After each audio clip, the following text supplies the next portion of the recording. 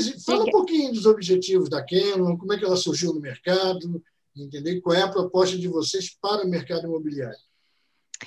Bom, Luiz, a Kenlo é uma spin-off da Engaia, né? A Engaia, ela possui um ecossistema próprio, são mais de 7 mil imobiliárias nesse ecossistema, mais de 44 mil usuários desse CRM, e a partir daí, nós percebemos que poderíamos entregar muito mais do que apenas o CRM, né? Acho que existem novas atividades que permeiam aí não só a parte da tecnologia, mas a questão, por exemplo, de crédito imobiliário, a questão de home equity. Então, a Kenlo surgiu nessa proposta de acelerar a tecnologia dessas empresas, é, concedendo para elas novas oportunidades, além desse CRM e além dessa tecnologia que já era proposta na Engaia, né, aonde surgiu a Kenlo. Então, nessa perspectiva, né, é importante notar que o objetivo da Kenlo é também empoderar os seus corretores através de uma educação contínua em cima da plataforma Kenlo, que vai fazer toda uma certificação desse nosso usuário para que ele realmente consiga ser um consultor de investimento imobiliário, né? Então, nós estamos dando um passo a mais. Além de empoderar o nosso corretor, nós estamos proporcionando para ele que ele consiga dizer para o proprietário do imóvel qual o melhor momento da venda desse imóvel, qual o melhor momento, se a alternativa é a alocação através da rentabilidade, quais as regiões são mais rentáveis, e também, por outro lado, nós queremos que ele ofereça algumas alternativas de investimento, seja, por exemplo, o home equity, né? Então, o nosso objetivo, ele está bem desenhado em cima do Kenlo, e a gente é com grande surpresa que a gente vem notando a adesão das imobiliárias, né, como parceiras nessa nova estrutura, acelerando essa tecnologia, inclusive com o auxílio da precificação desses imóveis, né? Então, por exemplo, o nosso painel de mercado, que é o nosso boletim, ele tem alcançado detalhamentos do mercado residencial usado que a nossa concorrência, por exemplo, não tem. É muito mais comum você ouvir no mercado imobiliário as pessoas falarem de dados sobre lançamentos, mas dados sobre residencial usado é bem difícil de se obter, e não é só nesse mercado. Na Europa acontece isso, nos Estados Unidos, em outros mercados acontece essa falta dessa visibilidade, né? Aqui nós estamos um pouquinho mais atrasados, porém a Engaia, através do Kenlo, é a única empresa trazendo informações realmente do mercado de usados em termos de comportamento de fechamentos, de visitas, de crédito imobiliário, de propostas. E isso é muito interessante, porque para nossas regiões hoje, para você ter uma ideia, nós temos a cada 8 visitas que são realizadas na região sudeste, uma converte em venda. Olha só, de residencial usados. Aí, quando você vai, por exemplo, para a região sul, a cada 6 visitas, uma converte em venda. No norte, a gente tem uma proporção muito menor. A cada 5 visitas, isso reverte uma venda. Então, esses números que começam a ser indicadores do mercado imobiliário podem ajudar do mercado residencial de usados. Pode ajudar ainda mais esse mercado, abrindo portas e mostrando outras oportunidades que até então não estavam à mão do consumidor, né? Então, este é o propósito do Kenlo também. É interessante o que você está me dizendo, porque até agora, pergunto ao Ernesto, quer dizer, até então você tinha o quê? A informatização do setor imobiliário, que era básico, né? Botar computador nos escritórios, e agora você está dando uma camada de inteligência no negócio, né? Quer dizer, é bem diferente o processo, né? A imobiliária deixa de ser só uma mera empresa de aluguel ou para vender imóvel, e ela passa a sugerir investimento, negócio para o dono do imóvel, para as pessoas. como é que, Ernesto, como é que está sendo esse processo? Quer dizer, eu digo assim, qual é a recepção do mercado? Existe aquela desconfiança que você vê em proposta de comércio eletrônico, por exemplo, do cara ter medo de investir online com vocês? Como é que está sendo essa interatividade, né, entre o cliente, né, o dono do negócio? Como é que está sendo isso? Luiz, eu acho que eu vou dividir a resposta da sua pergunta em duas partes, tá? Uma pergunta de proposta, de nossa proposta, e eu sempre gosto de falar o porquê, né? É importante, nós na Engaia, nós entendemos que dentro de um momento em que o mundo cada vez está mais digitalizado, né? A transformação digital já é coisa do passado, tá? Mas o mercado imobiliário, ele conta muito, ou ele se baseia muito no relacionamento. Então, realmente, a Engaia realmente coloca uma plataforma como amiga do corretor, para suportar o ciclo, o corretor fazendo contato, para realmente suportar e com ferramentas ou corretoras imobiliárias, sem esquecer ou despersonalizar esse contato que o corretor tem que ter. Então, realmente, isso faz parte do nosso alicerce como proposta de valor, tá? E é importante expressar isso, tá? Que a gente não estamos retirando dentro da jornada do ciclo de vida dos imóveis e das transações um ator tão importante como é o próprio corretor. Nós realmente empoderamos o corretor, tá? Do ponto de vista técnico, Luiz, como CTO, a Kenlo nasceu completamente digital, com plataforma nativa em nuvem, e eu acho que é importante destacar aqui que nós colocamos inteligência de dados no centro de gravidade, tá?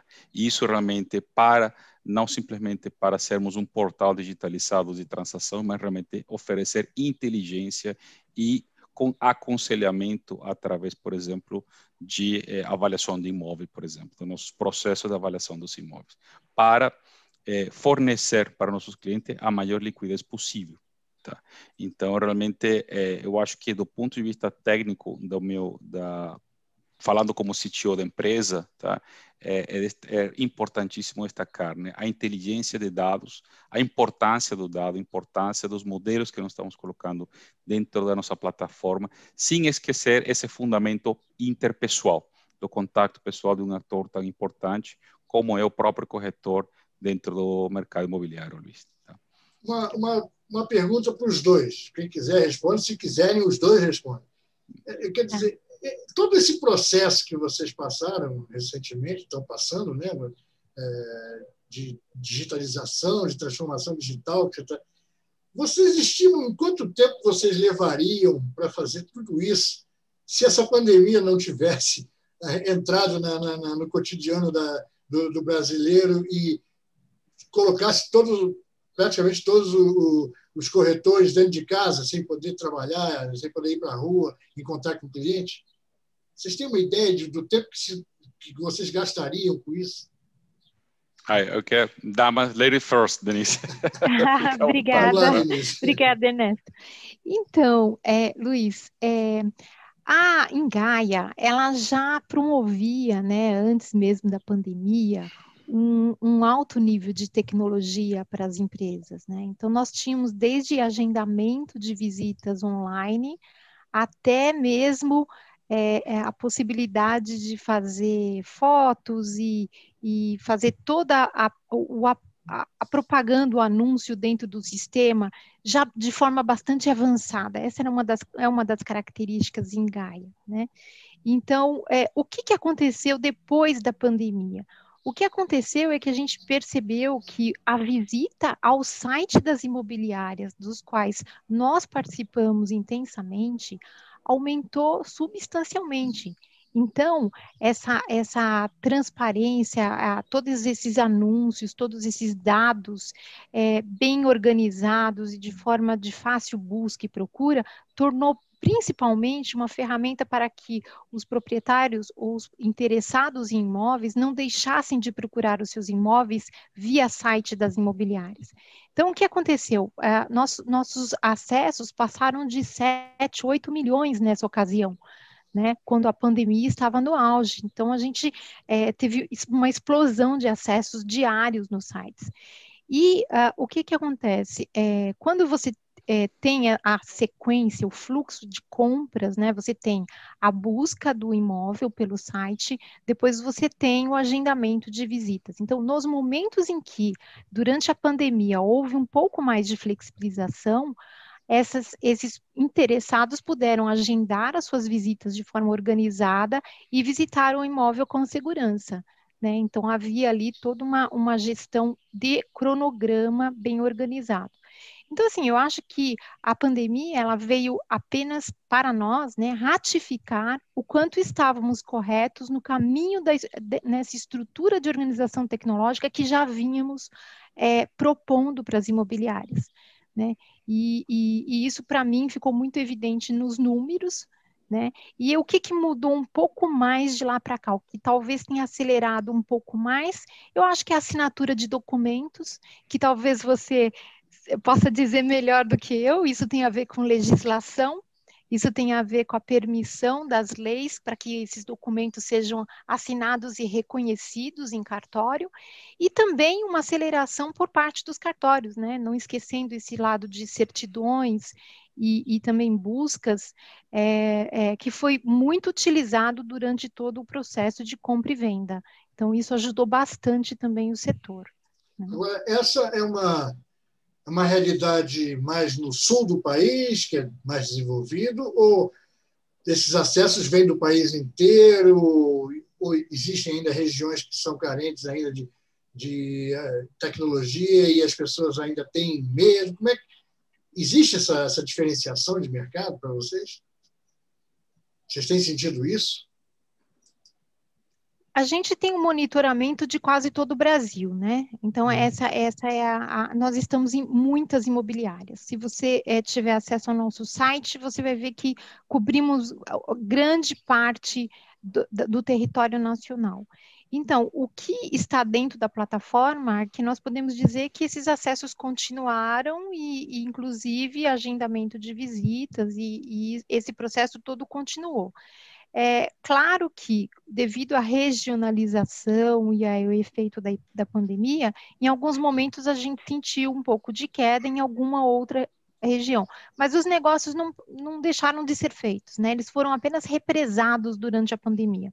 Então, a gente tem colocado muito isso para o mercado, porque, assim, foi muito evidente a recuperação do mercado imobiliário no terceiro e no quarto trimestre, haja vista que os negócios, eles só não se concretizaram naquele período do primeiro semestre, mas no segundo semestre eles foram fechados, sim.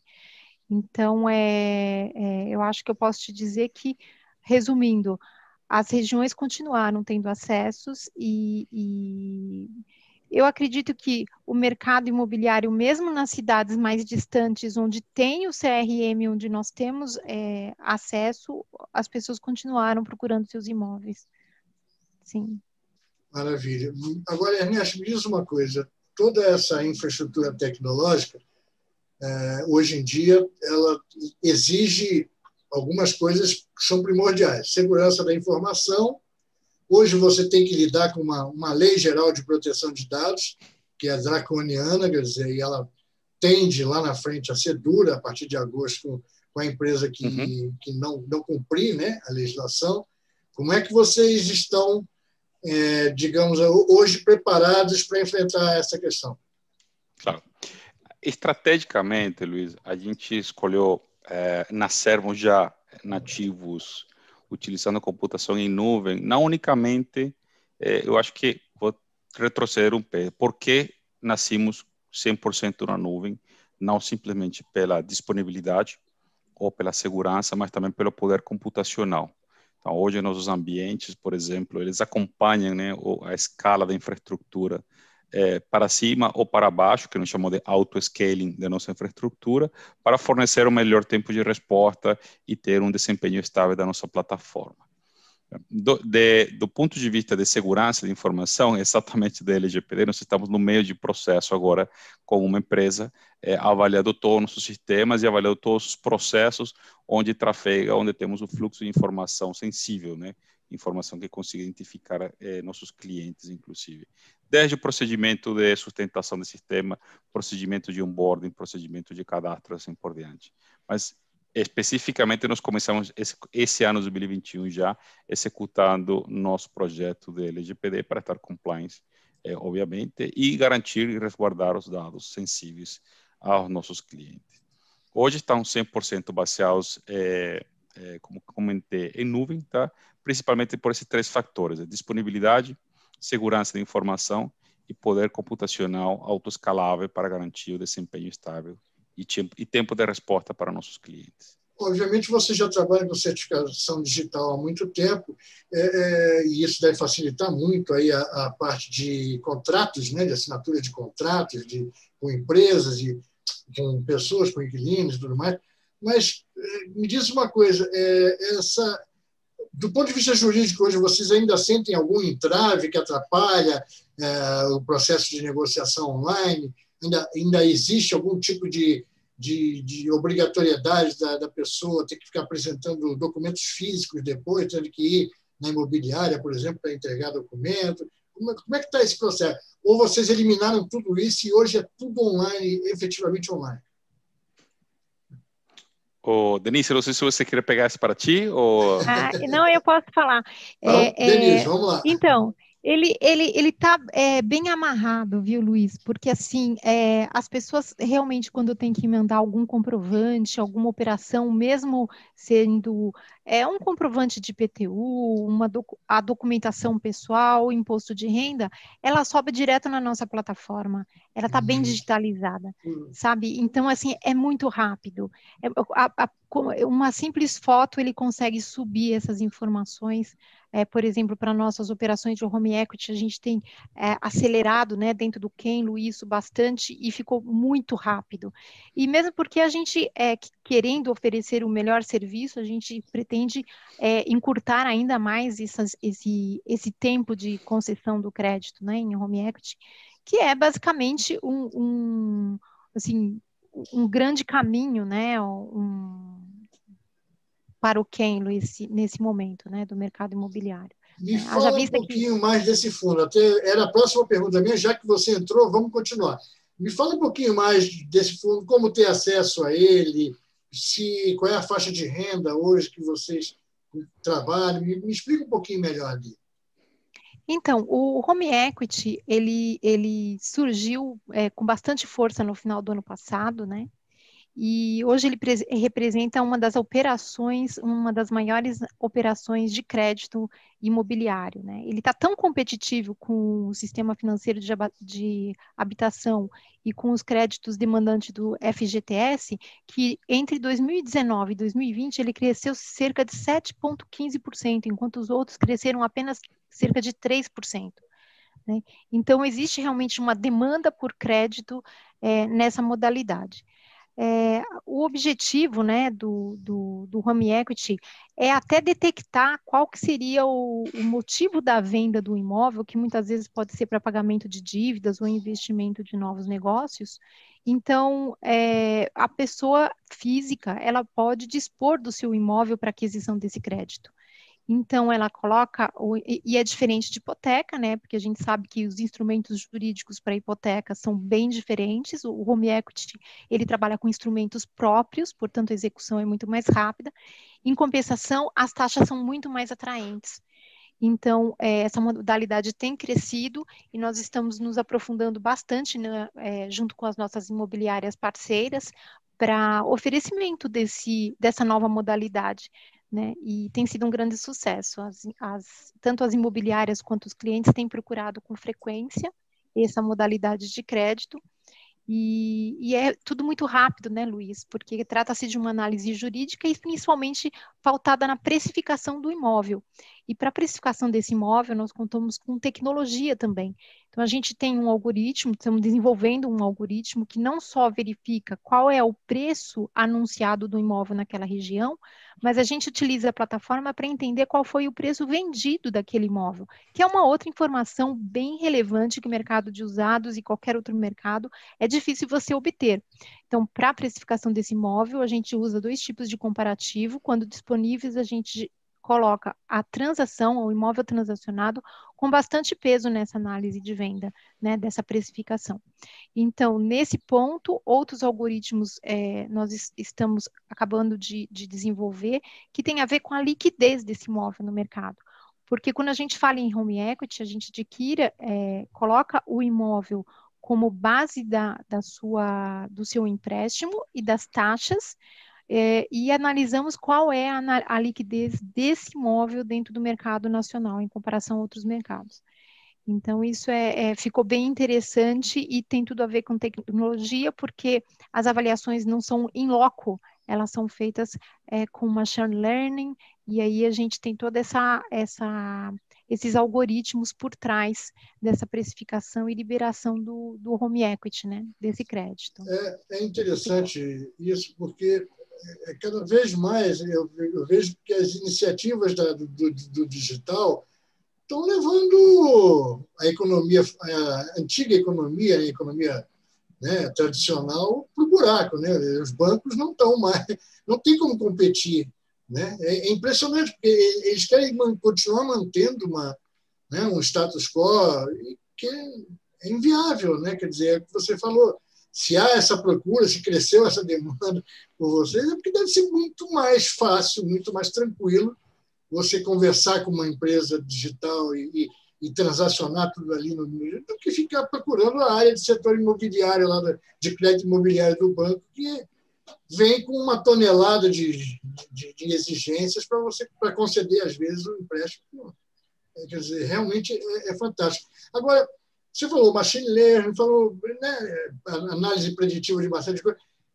Ernesto, me explica melhor o que vocês estão fazendo nessa área, o que vem aí, o que vocês ainda estão desenvolvendo ou por desenvolver para ainda amplificar mais essa oferta no mercado, né? Não só de crédito, mas até mesmo dessa relação, né? da imobiliária com o cliente, né? Eu acho que é importante destacar aqui como um pouco como a gente se estrutura, Luiz, tá? Então, nós temos um time específico de evolução de produtos, tá? Que sempre está olhando principalmente as tendências e ameaças, o que você acabou de falar, né? Ameaças de indústria, ameaças de mercado, né? É o que eu sempre chamo do atrito digital, né? Enquanto menos atrito digital as pessoas têm dentro da sua jornada, muito melhor é melhorar a adopção, tá? Eu vou te falar um exemplo agora, né? Sempre aplicativos de corrida de táxis. Realmente o fato de você pedir a corrida e confirmar, já você pagou. Então, não precisa do passo pagar. Pedir o serviço já implica, né, o que chama o seamless payment. Então, isso é um princípio que eu chamo de eliminar os atritos, né? Então, aqui a Denise comentou sobre digitalização de documentos, uma jornada, um fluxo muito mais simples, né? Muito mais fluido, né? Vaga a redundância, tá?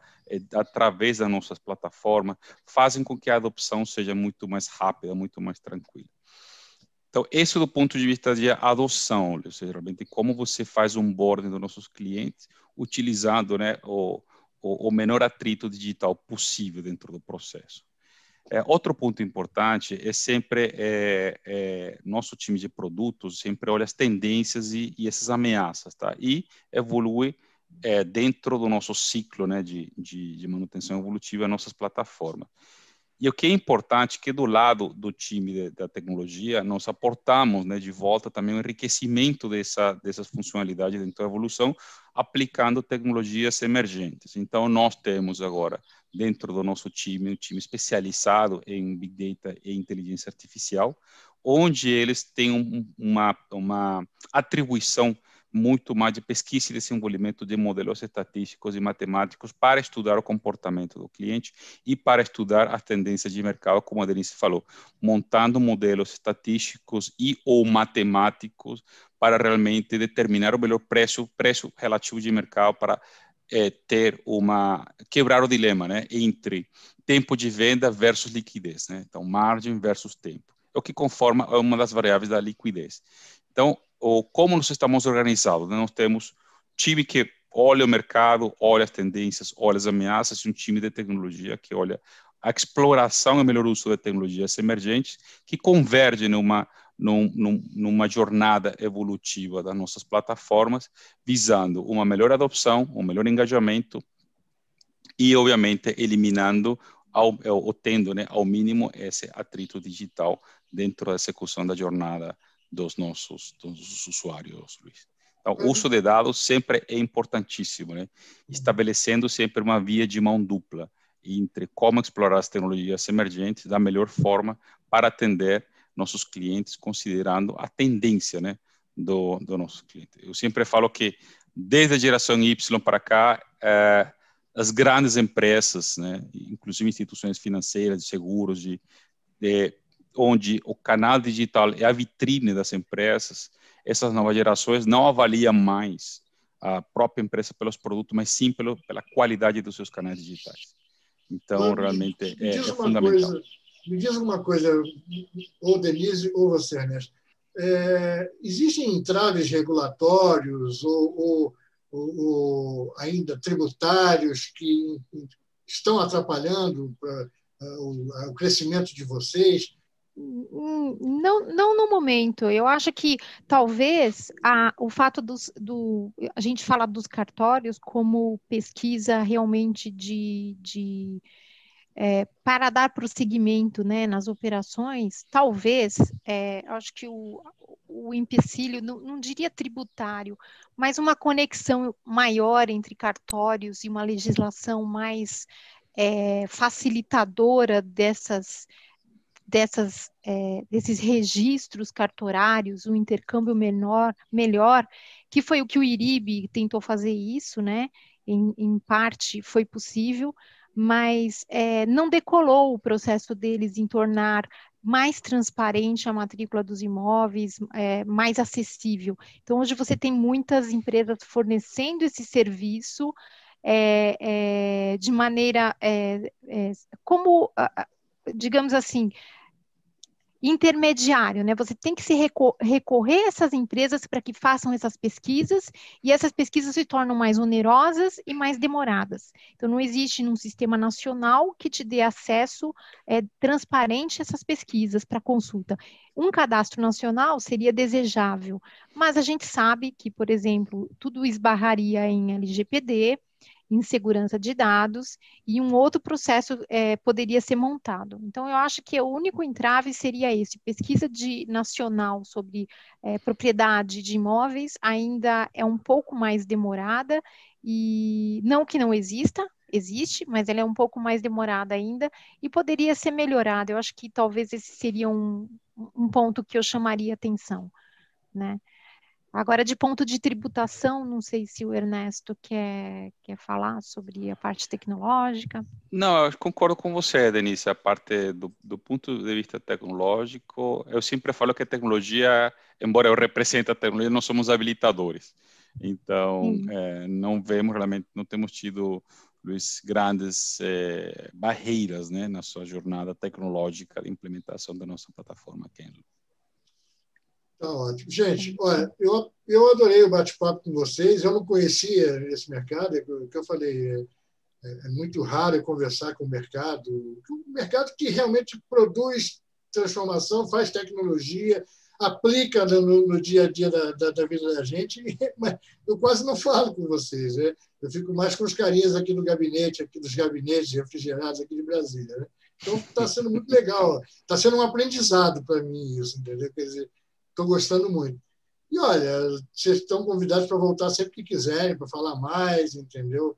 Me contar mais aí como é que anda. Aliás, antes de terminar, uma última. O mercado brasileiro está aquecido, o mercado imobiliário, ou a pandemia espantou o cliente? Como é que está essa situação? Antes da gente terminar, porque é uma pergunta que eu não fiz antes. Não, o mercado não se espantou por causa da pandemia. As famílias que tinham um projeto de mudança de residência e compra de nova casa apenas ficou um pouco suspensa no primeiro semestre, eu diria, de 2020. e elas ficaram um pouco represadas.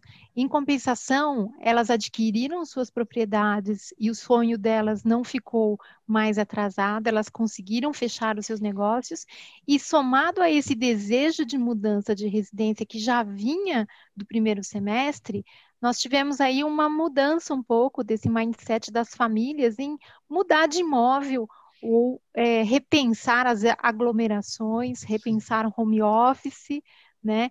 Então, a gente viu algumas evasões, sim, de cidade para pessoas saindo de apartamentos, indo morar no interior, em casas, mudando o conceito mesmo, né?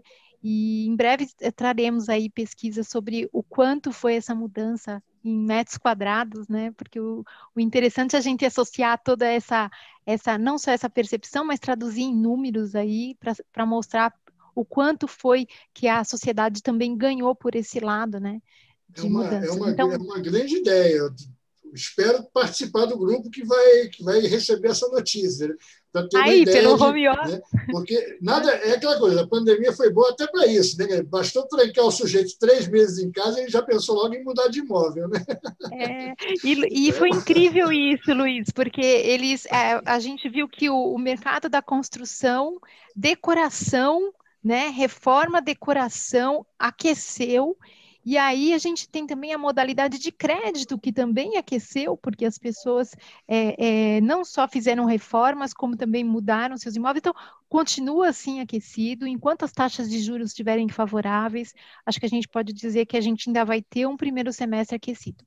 Ou seja, nada como um regime semiaberto, né, para a gente repensar como é que é a vida da gente.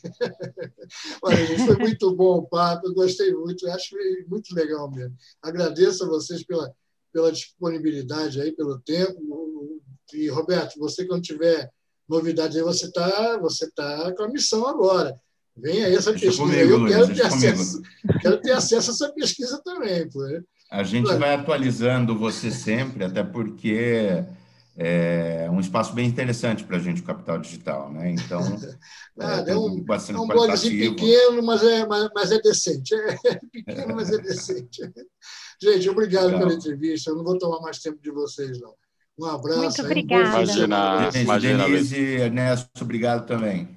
Obrigada, Roberto, Ernesto. Tchau. Obrigada, Tchau, Luiz. pessoal. Boa tarde. Tchau, tchau. Obrigada. Tchau.